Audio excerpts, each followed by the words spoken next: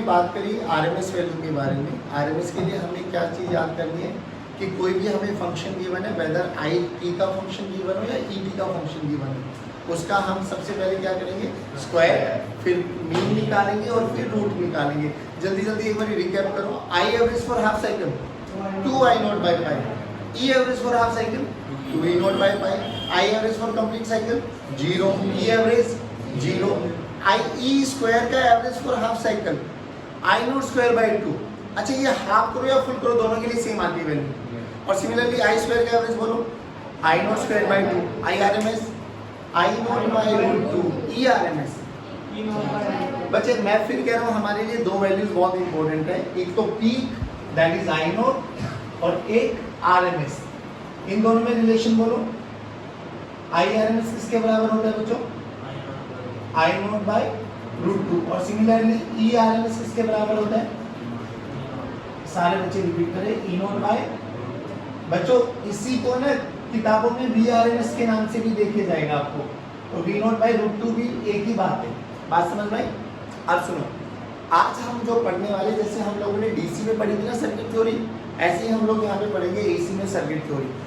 अब एसी में हमारे तीन एलिमेंट है, रजिस्टर, कैपेसिटर और इंडक्टर, और उनको देखेंगे कि वो कैसे बिहेव करता है जब हम लोग एसी में लगाते हैं।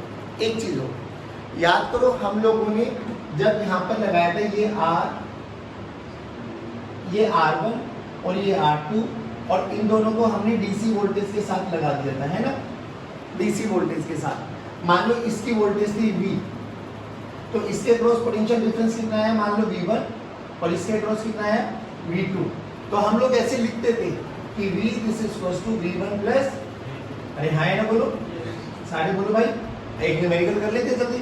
मान के चलो इसकी वैल्यू 10 वोल्ट है, इसकी वैल्यू 2 ओम है, इसकी वैल्यू 3 ओम है। जल्दी बोलो करंट कितना हो गया, आई की वैल्यू बोलो 10/5, बोले तो 2 एम्पियर है, हाँ है ना, बोलो।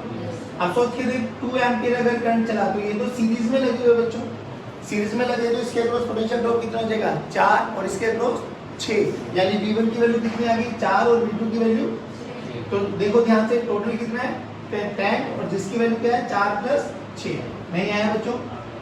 अब आप ऐसा चीज यहाँ पे आइडेंटिफाई करेंगे कि एसी में ऐसा नहीं करते हम लोग, क्यों नहीं करते वो रीजन समझना है। डीसी में हमने दोनों कैपेसिटर लगाए थे, दोनों रजिस्टर लगाए थे, तो उसके अक्रॉस पोटेंशियल ड्रॉप जो होता था अपन डायरेक्ट ऐड करते चले जाते थे। बट यहाँ कुछ दिक्कतें आती हैं, उन दिक्कतों को ओवरकम करने वाले। तो सबसे पहले देखते हैं हम लोग AC circuit with R only, AC circuit with R only. R का मतलब रजिस्टर, सारे बोलो, ठीक है बच्चों। मान के चलो ये मेरा एक रजिस्टर लगा हुआ है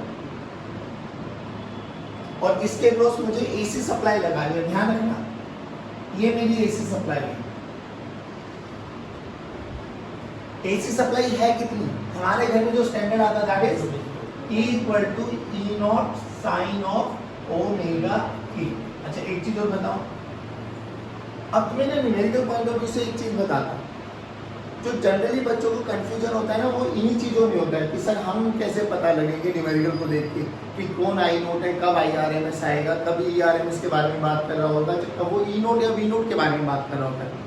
बिल्कुल स्टैंडर्ड पैरामीटर्स याद रखो बच्चों। ऐसा देखो, अगर न्यूमेरिकल्स में ये लिखाया है in an AC supply, in an AC supply of 220 volt 50 hertz, a maximum current of 5 ampere is flowing। ठीक है, स्टेटमेंट नंबर 1 न्यूमेरिकल्स में देखने को मिलेगा, हमें आइडेंटिफाई करना है न्यूमेरिकल की स्टेटमेंट को देख के। और दूसरी स्टेटमेंट देखो, in an AC supply off peak voltage 220 volt, a current of 5 ampere is flowing। अब देखो हमें रियलिटी में आइडेंटिफाई करना आई नो या IRMS, ई नो या ERMS। अब सुनो ध्यान से, अगर क्वेश्चन में करंट के आगे या वोल्टेज के आगे कोई भी ऐसा वर्ड लिखा मिल जाए जिसका मतलब आपको आइडेंटिफाई हो रहा है कि भाई मैक्सिमम को रिप्रेजेंट कर रहा है, जिससे मैक्सिमम लिखा आ गया, पीक लिखा आ गया, पीक की वैल्यू भी मैक्सिमम ही होती है और मैक्सिमम की वैल्यू भी मैक्सिमम होती है, तो बेसिकली मैक्सिमम करंट को रिप्रेजेंट कर रहा है ना। तो बोलिए मैक्सिमम करंट कितना है, आई नोट, क्या है यहाँ पे पीक वोल्टेज लिख दिया तो ये कितना है, वी नोट, क्या है क्या है। अब अगर कुछ भी ना लिखा है, देख ध्यान से, इन्हें एसी सप्लाई और 220 वोल्ट ना, ये पता है मैक्सिमम वगैरह कुछ नहीं लिखा है, तो जो भी हमारा जितना भी डेटा गिवन है ना, ये क्या हो जाएगा हमारा VRMS या ERMS। ये देख इस करंट के आगे कुछ लिख रहा है क्या, नहीं, तो ये क्या है IRMS। बात समझ में आ गया। अगर किसी भी क्वांटिटी के आगे पीक, मैक्सिमम या कोई भी ऐसा शब्द जिससे ये पता लगता है कि ये मैक्सिमम वैल्यू को इंडिकेट कर रहा है, तो वो आई नोट होगी या वी नोट होगी। कुछ भी नहीं लिखा है तो VRMS। नॉर्मली हमें गिवन क्या होती है, हमें VRMS वैल्यू गिवन होती है, समझ में आया। हमें नॉर्मली क्या गिवन होती है, बट कभी कभार वो न्यूमेरिकल में लिख देती है कि peak value, peak current of इतना ही स्प्राइट, तो आपको समझ में आ जाना चाहिए उसमें क्या लिखा है, वो आई नोट। नॉर्मली हमें क्या मिलने वाली है, RMS वैल्यू क्या मिलने वाली है, और नहीं तो हमें ये पता लग जाना चाहिए, समझ में आया। अब एक चीज़ बताओ, हमारी इंडियन स्टैंडर्ड में जो सप्लाई आती है ना, वो कितनी आती है, 220 वोल्ट 50 हर्ट्ज, नहीं है। अब ये बताइए 220 वोल्ट कौन सी वोल्टेज है, पीक या RMS, RMS, पीक या RMS। हमारे घर में ये सप्लाई आती है E = E naught sine of omega t. मुझे यहाँ पे क्या चाहिए, पीक, हमें पता क्या है RMS। क्या is there any relation between peak and RMS, हमें क्या चाहिए, पीक, क्या पता है ERMS, तो क्या कर दो √2 से मल्टीप्लाई। तो देखो हमारे घर की जो इंडियन स्टैंडर्ड आते हैं उसकी सप्लाई देखो, E = E note, E note को क्या लिख सकते हो, 220 √2 साइन ऑफ ओमेगा। 220 √2 की वैल्यू आती है 311, 311 पॉइंट समथिंग, तो 311 sine of omega t. Omega की वैल्यू बोलो क्या लिख सकते हैं हम, 2π/t, और 2π को क्या लिख सकते हैं हम, 2πf। f की वैल्यू फ्रीक्वेंसी, ध्यान से देख, f की वैल्यू दे रखी है 50 हर्ट्ज, तो यहाँ पे ओमेगा की वैल्यू कितनी होगी, 100π। अरे हाय ना बोलो, तो e की वैल्यू देखो कितनी आ गई, 311 साइन ऑफ 100πt। ये हमारी इंडियन स्टैंडर्ड की सप्लाई जो हमारे घरों में आती है। पहले ये बताओ, ये समझ में आया। अब एक बार क्वेश्चन पूछा जाता है बहुत बार कि मेरे पास 220 वोल्ट AC है और 220 वोल्ट DC की सप्लाई है, दोनों से झटका दिया गया, झटका मतलब शॉक दे दिया गया, किसका झटका सबसे खतरनाक है, DC या AC, DC या AC। एक चीज सुनना, मुझे थोड़ी सी चीज़ों को आइडेंटिफाई कराओ। मैं अगर आपके पास यहाँ पे ग्राफ बना रहा हूँ, ध्यान से सुनना, सुनो सुनो सुनो सुनो, ये IT के ग्राफ बना रहा हूँ, ठीक।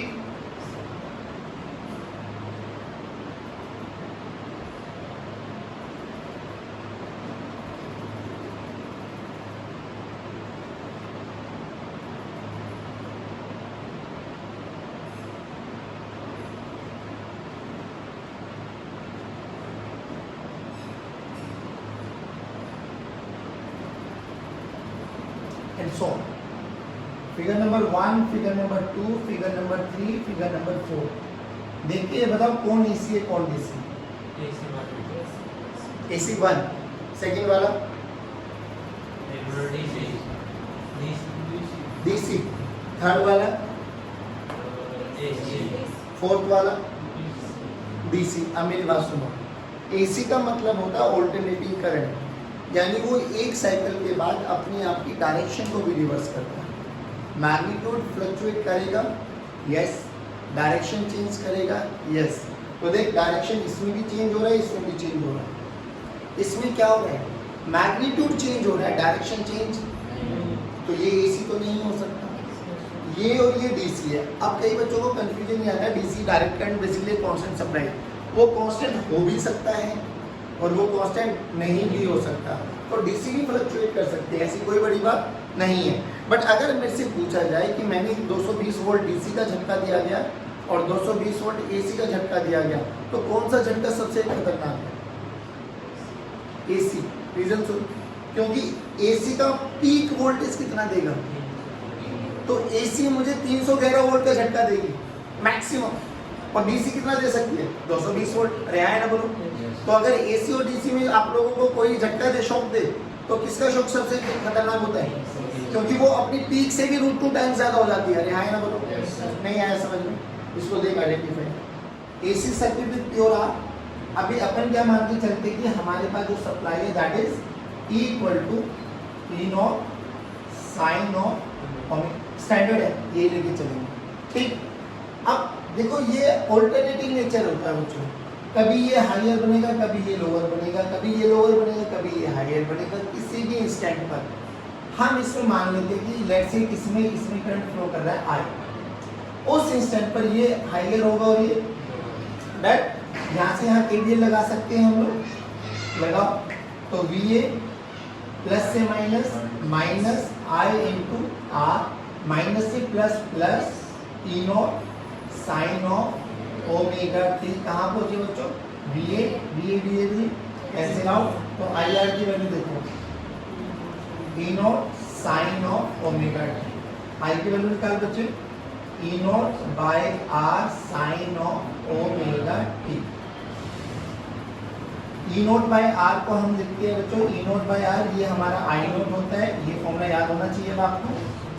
तो I की वैल्यू क्या बन गई बच्चों हमारे पास? I this is equal to I0 sine of omega t।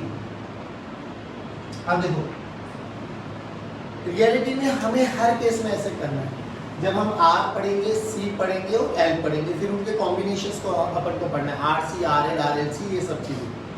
अब रियलिटी में क्या करना है, हमें ये लगा देंगे, ये हमें पता होगी, हमें सबसे पहले I current in the circuit निकालना है। करंट की इक्वेशन आ गई। अब ना कंपेयर करो इस इक्वेशन को और उस इक्वेशन को, इक्वेशन नंबर 1 और इक्वेशन नंबर 2 को कंपेयर करो। ठीक, कंपैरिजन करते हैं। एट t = 0 पे देखो एक बार, t = 0 पे देख बच्चे, यहाँ पर हम बात करेंगे E के बारे में, यहाँ पर हम बात करेंगे I के बारे में, और टाइम की एक छोटी सी टेबल बना दो, उससे थोड़ा सा आइडेंटिफाई आ जाएगा आप लोगों को। t = 0 ले लो, t = t/4 ले लो, या एक काम करें, 0 ले लेते हैं, हाफ साइकिल ले लेते हैं और कंप्लीट साइकिल ले लेते हैं, अपन को इसी में समझ में आ जाएगा। t की वैल्यू हाफ के लिए बोलो π/ω, और कंप्लीट के लिए बोलो 2π/ω। चलिए स्टार्ट करें। t की वैल्यू को 0 पुट करो, तो 0 × समथिंग साइन 0, तो E की वैल्यू 0 और I की वैल्यू भी, चलिए ठीक है।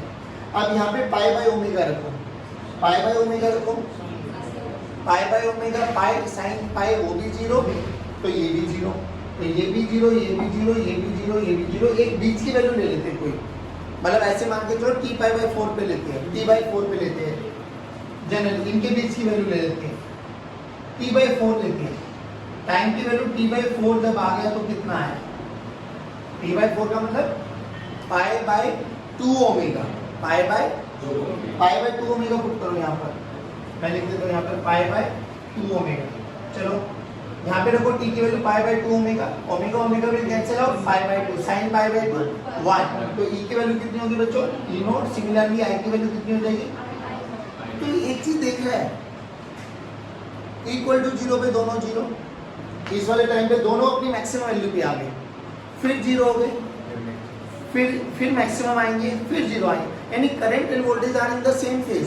सेम फेज का मतलब साथ साथ बढ़ेंगे, साथ साथ घटेंगे। जिस समय वोल्टेज अपनी मैक्सिमम वैल्यू पर होगा उस समय करंट भी अपनी मैक्सिमम वैल्यू पे होगा। जिस समय वोल्टेज 0 होगा उस समय करंट भी 0। जिस समय वोल्टेज अपनी नेगेटिव में मैक्सिमम पे होगा उस समय करंट भी। पहली बात ये समझ में आया। अब एक बात बता, इस इक्वेशन को देख, E0 और I0 में कौन मैक्सिमम है? E0 और I0 देखना, E0 की वैल्यू I0 × R, यानी E0 is greater than I0। अरे बोल भाई, E0 इज ग्रेटर देन, नहीं आया समझ में?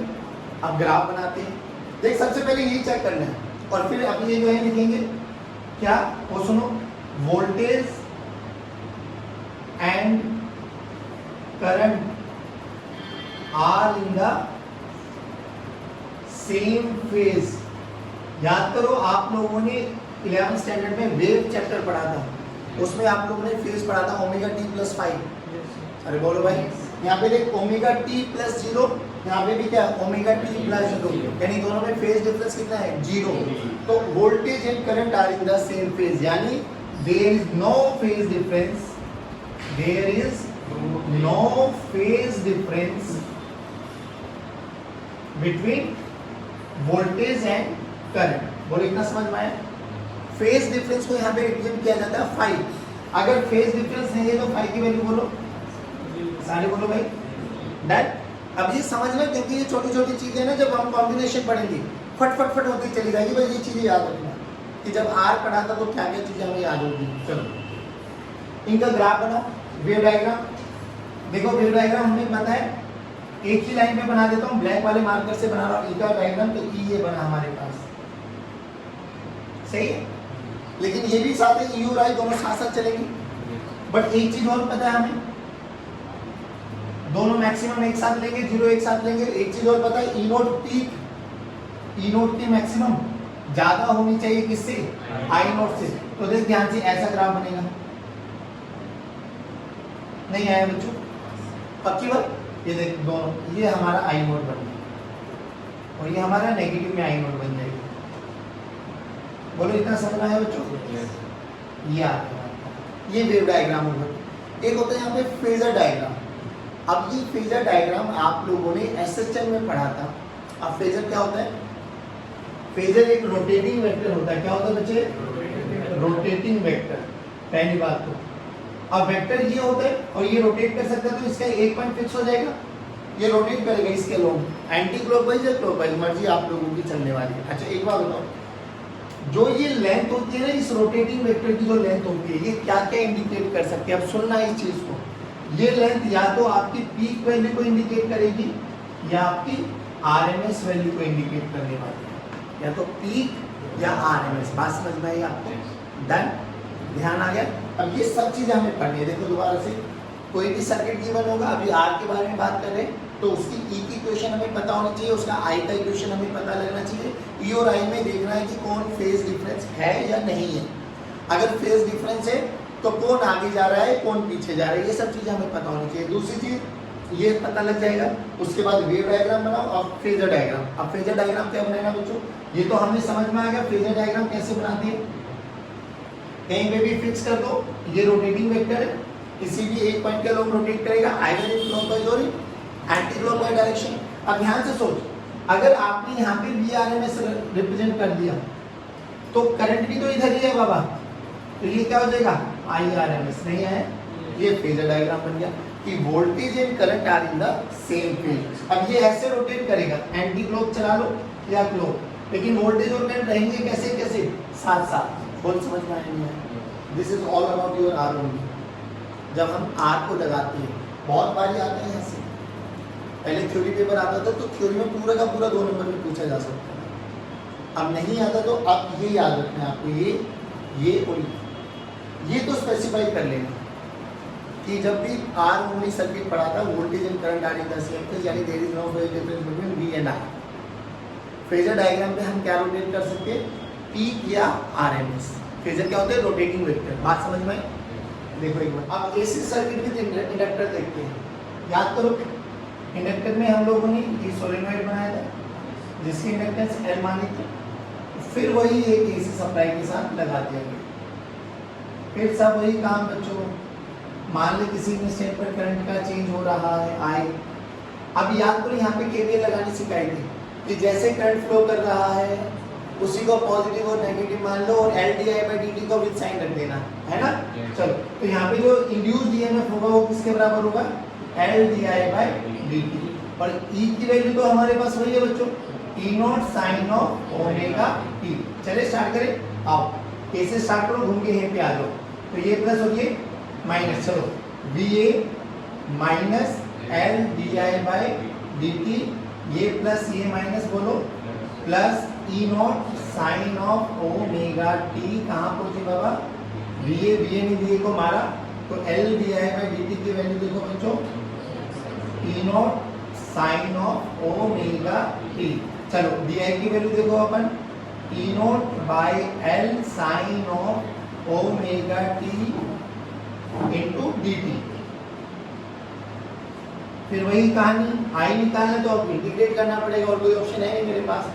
देखो यहाँ पे आई की वैल्यू क्या आ गई, I this is equal to E not by L, sine का integration minus cos of omega T by omega, तो minus cos of omega T by omega नहीं आया बाबा। ध्यान से देख, आई की वैल्यू क्या आ गई, minus E not by L omega cos of omega T. अब यहाँ से देख बच्चे, यहाँ पे करंट की टर्म में कॉस आ रहा है और ई की टर्म में साइन का। जब अपन को कंपेयर करना है ना, तो या तो इसको भी कॉस की टर्म में कन्वर्ट कर दो या उसको साइन में कर दो। अब याद करो, आप लोगों को जब 11th स्टैंडर्ड में पढ़ाया गया होगा तो 11th स्टैंडर्ड में ना आप लोगों को कॉम्बिनेशन ऑफ एसएचएम पढ़ाए गए होंगे। एक चीज़ का ध्यान रखना, कॉम्बिनेशन ऑफ एसएचएम जब भी पढ़ोगे ना आप लोग, एसएचएम है, ये भी तो एक एसएचएम ही है, एक साइन का फंक्शन कॉस का फंक्शन एसएचएम इक्वेशन होती है, ये भी एक एसएचएम है। तो जब एसएचएम याद करो ना, एसएचएम को जोड़ना है हम लोगों को, तो हमें एक चीज़ याद होनी चाहिए कि उसमें जो ओमेगा टी वाला फैक्टर होता है ना, वो हमेशा पॉजिटिव रहेगा।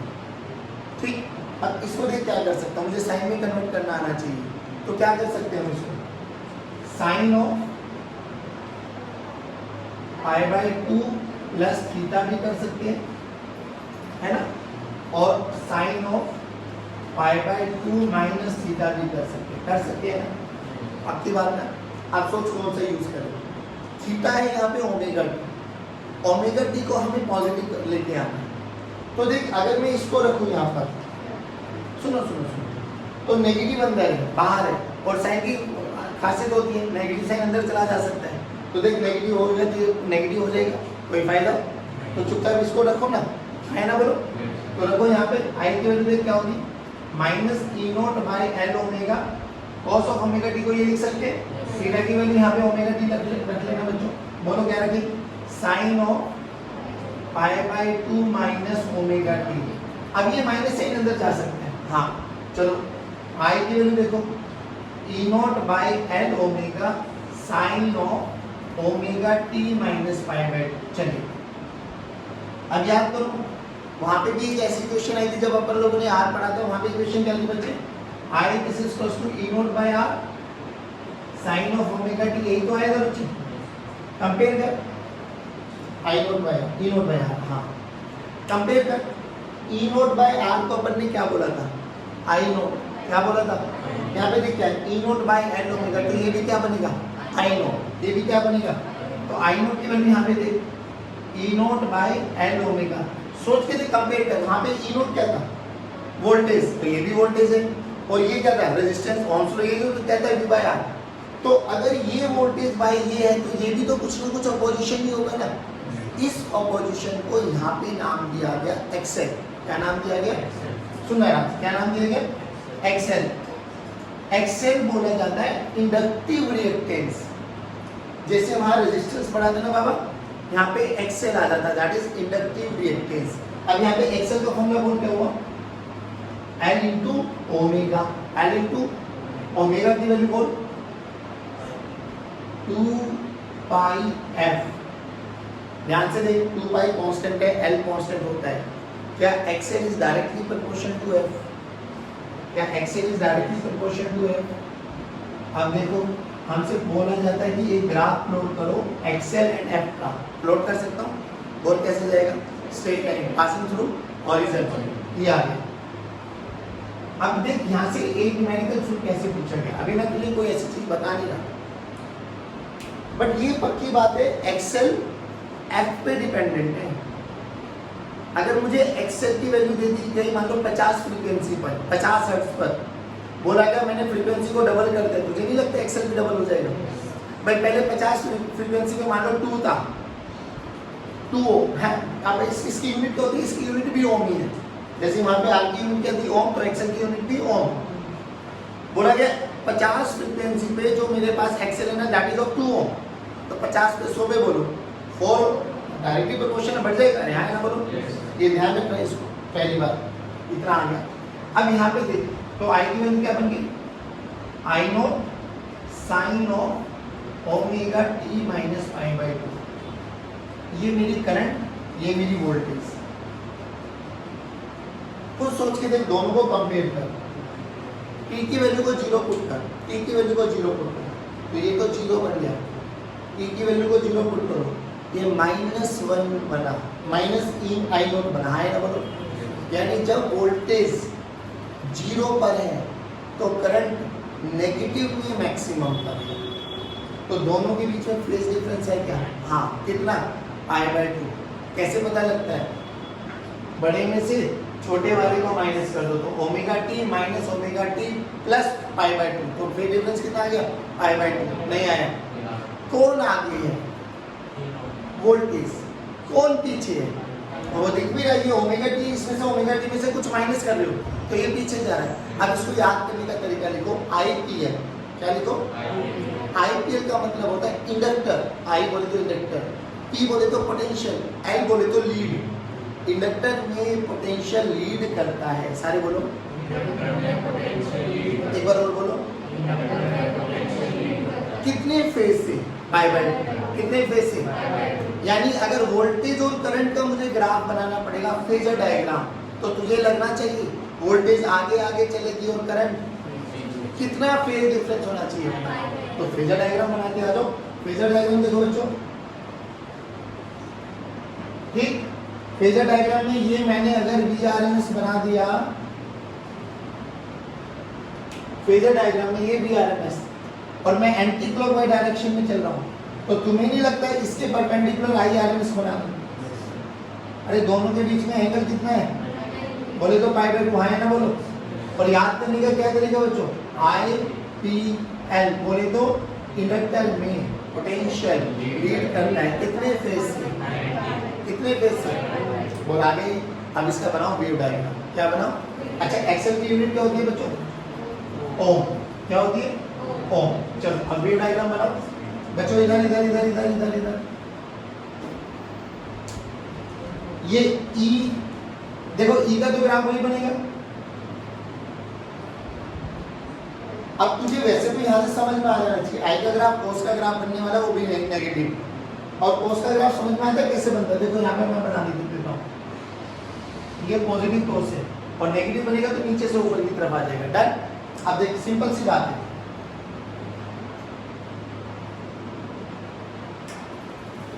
जब ये 0 पे था तो नेगेटिव में था मैक्सिमम, यहां से ग्राफ स्टार्ट होगा। फिर जब वो मैक्सिमम पे आया E, तो वो 0 पे आएगा। फिर जब वो 0 पे आया तो वो पॉजिटिव में मैक्सिमम जाएगा। फिर जब वो मैक्सिमम पे आएगा तो वो 0 पे जाएगा, और जब ये 0 पे आएगा तो वो नेगेटिव में मैक्सिमम पे आएगा। डन है। अब graph will be like this, this is your I0, and this is your E0। देखो ध्यान से, समझ में आया? पक्की बात। याद करने का क्या तरीका? IPL बोले तो इंडक्टर में पोटेंशियल लीड करता है। कितने फेज से? AC circuit with capacitor only. चलो बच्चों आ जाओ। फिर वही कैपेसिटर, वही सप्लाई, कैपेसिटेंस C मान लेते हैं, इसमें E की वैल्यू मान लेते हैं E0 sine of omega T. फिर दोबारा से I निकालो। अब I के लिए आपको समझ में आ गया। मान लो ये पॉजिटिव है, ये नेगेटिव है, ये पॉजिटिव है, ये नेगेटिव है, इसमें चार्ज मान लो Q, इसमें -Q। चलो स्टार्ट करो। A VA माइनस Q/C, याद आ गया? Minus Q/C plus E0 sine of omega T. कहाँ पहुंचे बाबा? VA। बोलो Q की वैल्यू क्या आ गई? E0 C sine of omega T. अब ये Q as a function of time आ गया। मुझे तो I चाहिए बाबा। क्या करें? डिफरेंशिएट कर दो इसको। क्या करो बच्चों? चलो डिफरेंशिएट करो। dQ/dt बोलो E0 C constant sine omega T का cos of omega T into omega. पक्का? ये बन गया मेरे पास I। Low E0 C omega cos of omega T. फिर वही ये साइन का फंक्शन है, ये कोस का फंक्शन है, फिर इसको कन्वर्ट करो किसमें, साइन में। लेकिन याद क्या रखना है, पाई बाय 2 ओमेगा टी वाला पार्ट हमेशा पॉजिटिव होना चाहिए। अब बोलो इसको क्या लिखूं, पाई बाय 2 प्लस ओमेगा टी लिख दूं डायरेक्ट, क्योंकि इसमें कोई नेगेटिव साइन है नहीं। तो अब साइन मतलब देखो कोस ओमेगा टी को मैं क्या लिख सकता हूं बच्चों, sine of pi by 2 plus omega t लिख सकता हूं ना। तो आई की वैल्यू देखो ध्यान से, I not C omega sine of pi by 2 plus omega into T. Compare कर, I equal to I not P not by R sine of omega T. सोचिए क्या बना बच्चों, ये ई नोट है, ये क्या बना जल्दी बोलो, ये आई नोट बना, आई नोट टी तो बनाइए। अब एक आई नोट की वैल्यू क्या आ गई, ई नोट सी ओमेगा। एक चीज बता, इसको थोड़ा सा मॉडिफाई करो, थोड़ा सा मॉडिफाई, मुझे चाहिए वी बाय आर की टर्म्स में, तो जो वी तो वी रहेगा, इसको ना देख कैसे लिख सकता हूं क्या मैं, ई नोट 1 बाय सी ओमेगा। ध्यान से देखिए वही हो गया। अब सोच ये वी है तो ये क्या बनेगा, ऑपोजिशन। तो इस ऑपोजिशन का नाम डाला गया यहाँ पर एक्स सी, बोले तो 1 बाय सी ओमेगा, 1 बाय सी। वहां पे एक्सएल का नाम क्या था, इंडक्टिव रिएक्टेंस, यहाँ पे एक्सी का नाम क्या है, कैपेसिटिव रिएक्टेंस। अब वहां पे एक्स एल का फॉर्मूला बोलो, L into omega directly proportional था, यहाँ पे बोलो X C inversely proportional to omega. नहीं आया, ओमेगा की वैल्यू फिर बोलो 1 बाय मतलब ओमेगा की वैल्यू 2 पाई एफ, तो यहाँ पे एक्सी किसके इनवर्सली प्रोपोर्शनल है। सोच के देख, अगर मुझे ग्राफ प्लॉट करना पड़ेगा तो रेक्टेंगुलर हाइपरबोला, अरे बोलो भाई, हाँ यही बन नहीं आया। पक्की बात, एक चीज और बताऊं मुझे, ये सब चीजें हो गई हमारे पास, आई नोट की वैल्यू आ गई, तो आई नोट की वैल्यू यहाँ पर आ गई हमारे पास ई नोट बाय एक्स सी। चलिए अब कंपेयर कर इसमें और इसमें, फेज डिफरेंस है कितना है, बड़े वाले में से छोटे वाले को माइनस कर दो, तो पाई बाय 2 आया अभी भी। डन। कौन आगे जा रहा है, करंट। कौन पीछे है, इंडक्टर में कौन आगे था, वोल्टेज। कौन पीछे था, कैसे याद करना था, आईपीएल। बोले तो इंडक्टर में पोटेंशियल लीड करता है, इसमें कौन आगे है, करंट। कितने एंगल से, किससे, वोल्टेज। तो इसमें याद करो सीसीएल, क्या याद करो, कैपेसिटर में करंट लीड करता है। सारे बोलो, सारे बोलो, कितने फेज से, पाई बाय 2। तो अगर इसका फेजर बनाना है तो बना नहीं सकता मैं। बोलो आगे कौन, आईआरएमएस, अरे है ना, बोलो पीछे कौन, बी। नहीं आया बाबा, दोनों के बीच में एंगल कितना, पहले तो इतना समझ में आया। अब अगर मुझे इसका ग्राफ बनाना पड़ेगा, नहीं बना सकता। ध्यान से देखो, पॉजिटिव कोस का ग्राफ है और वो साइन का ग्राफ है, यानी क्या होगा, देखो ए ई का तो ग्राफ ए स्टैंडर्ड है, लेकिन जब वो ई 0 होगा, क्या वो पॉजिटिव में मैक्सिमम पे होगा, क्या ये मैक्सिमम होगा तो वो 0, क्या ये 0 होगा तो वो नेगेटिव में मैक्सिमम, फिर वो 0 होगा तो वो यहाँ पर एंड देन यहाँ पर, यानी graph will be like this. नहीं आया बच्चों, ये आपके पास आई नोट है, ये आपके पास ई नोट है। याद करने का क्या तरीका है, बस pure R, pure C, pure L. R में क्या याद करना है कि there is no phase difference between voltage and current. IPL inductor में कौन लीड करता है, वोल्टेज। किससे, करंट से। कितने angle, pi by 2। CCL capacitor में कौन लीड करता है, करंट। कितने से, पाई बाय 2। किससे, वोल्टेज से। नहीं आया। चलिए आज की कक्षा को यहीं समाप्त करते, जय हिंद, गॉड ब्लेस यू।